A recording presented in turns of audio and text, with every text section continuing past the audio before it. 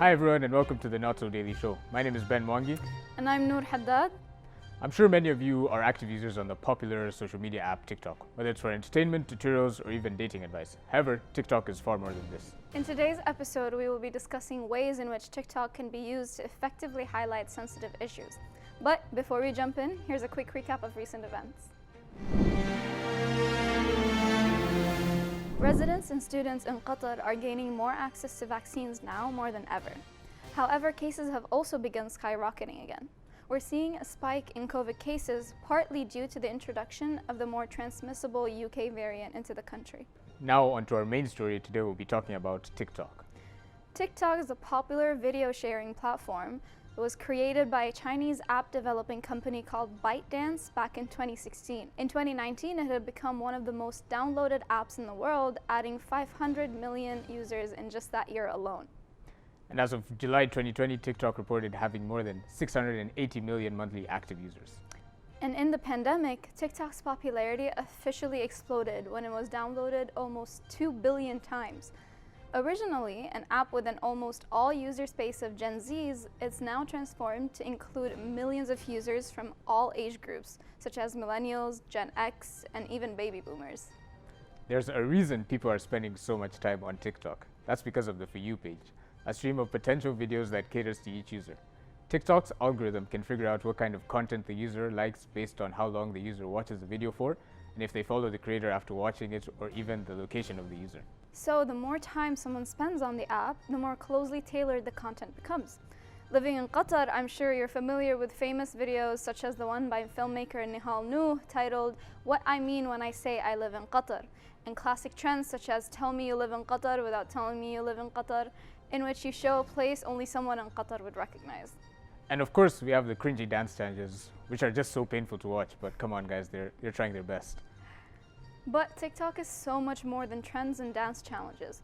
TikTok is also being used for journalism. Several news outlets such as Washington Post, USA Today, NBC, and CNN share news by creating TikTok videos in a way that appeals to younger generations. There are also users who use the platform to spread awareness about sensitive issues and important topics. Just last month, Sarah Everard in London was murdered while walking home after she left her friend's house. Her death sparked the 97% movement on TikTok, which refers to a UN study that found that 97% of young women in the UK have experienced sexual harassment. This movement propelled many TikTokers to talk about their own experiences with sexual assault.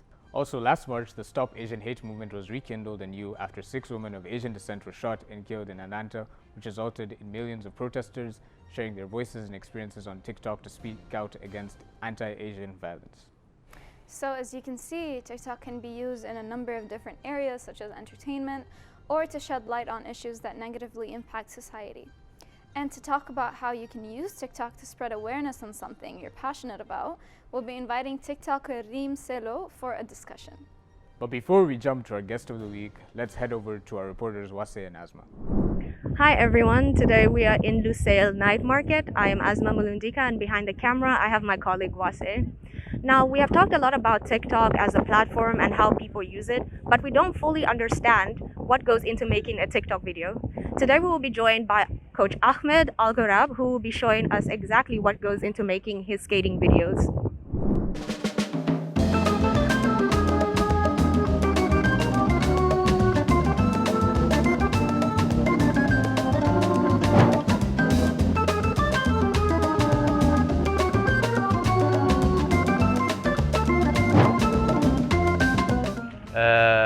أنا اسمي أحمد.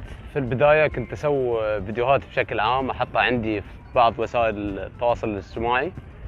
بعدين لما اكتشفت التيك توك قمت أحط فيه بعض، مش كل المقاطع اللي أنا أصورها، قمت أحطها في التيك توك أشوفها أنا بس، أشاهدها أنا وبعض الأصدقاء، عقب حطيتها كبابليك للجميع. أول ما استخدمت برنامج التيك توك في البداية ما كان عندي خلفية كبيرة عن كيفية استخدامه وشلون أجمع الصور وشلون أسوي اللقطات والكلام هذا وشلون أركب عليه الأصوات. وعقب واحدة واحدة بديت أتعلم وابتديت أصمم المقاطع وأعرضها في تيك توك. أول الوقت ما قامت تجيب نسبة مشاهدات عالية، بس مع الأيام ما شاء الله اشتهرت المشاهدات وصلت لأكثر من 500 ألف للفيديو الواحد الحمد لله. بالنسبة لي كبرنامج التيك توك ما يقدم لي أي فائدة كشركة التيك توك نفسها، بس تجيني فوائد ثانية من التيك توك عن طريق بعض الإعلانات، بعض الدعاية اللي أنا أحطها والكلام هذا تجيني منها فوائد. أما كشركة تيك توك نفسها ما تجيني منها أي فائدة نهائيا. بالنسبة لي أنصح متابعيني أنهم يشاركوا في أي رياضة بشكل عام ويخلوا جزء من حياتهم يكون في وقت للرياضة، سواء كانت سكيت أو أي رياضة ثانية، ويحاولوا يشجعوا أصدقائهم وأحبابهم على الرياضة اللي هم يسوونها من خلال السوشيال ميديا، سواء تيك توك أو سناب شات أو انستغرام أو أي شيء ثاني بشكل عام. Thank you, Wase and Asma, for such an interesting segment. And now we're going to talk to our guest Reem Selo, who you might know as Reem Official on TikTok. Reem is a student at VCU and currently has an astounding 145,000 followers on TikTok, where she posts funny and informative content, and we are honored to have her here with us today. So welcome, Reem. Can you tell us a little bit about your TikTok journey? What made you want to become part of the TikTok community, and what kind of content do you usually post about? So my name is Reem. I started TikTok around March. I think that's when quarantine happened in Qatar last year. And that's when my university also closed, unfortunately. So my thing is basically doing vlogs. And in my vlogs, I would talk about, what I do in my daily life, my activities, things like that. So hearing the feedback of the people, I just loved it. I was like, this is so much better than Instagram. I mean, they're both different in ways, but I'm loving it, honestly. You're able to garner 145,000 followers and about 3 million likes. Clearly cultivating a TikTok personality and identity that your followers can relate to is very crucial to engaging your followers. So how do you make sure you're creating content that is relatable to them? So obviously being a hijabi girl in a Muslim community, I have to take into consideration a lot of things. I have to think, before I post anything, if this is good for the younger generation, since the audience are younger than me, who are watching TikTok, most of them, and most of them are teenagers as well. So I do have to set a good example for them.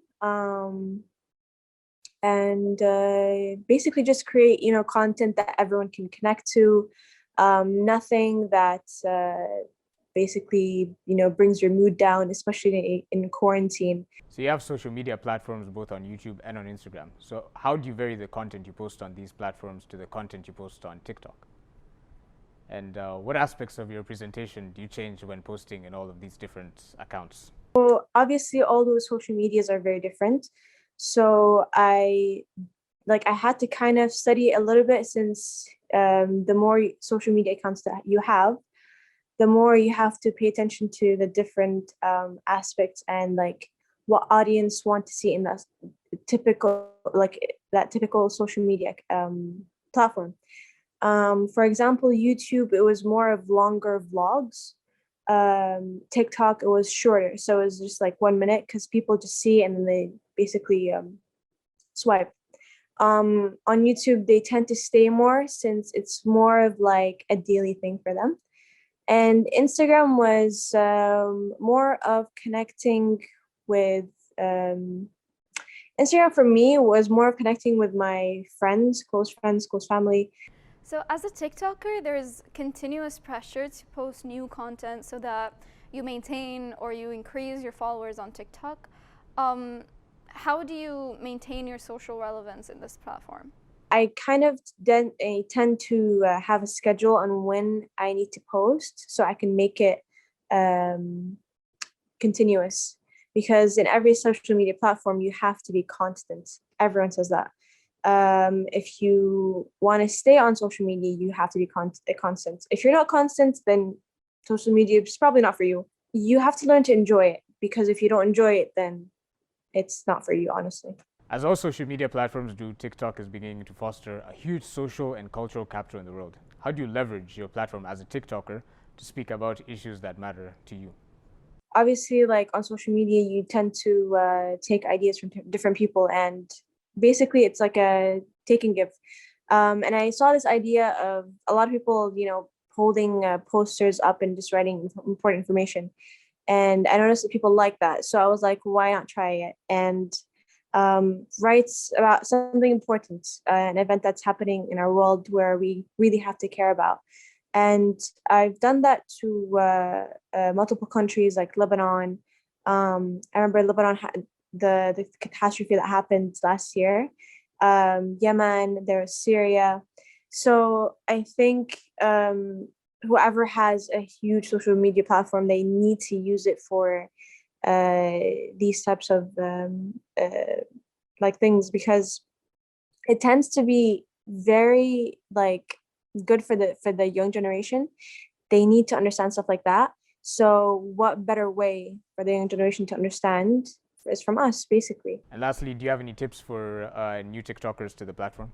I'd say that a very important thing to consider on TikTok is you have to have your own niche.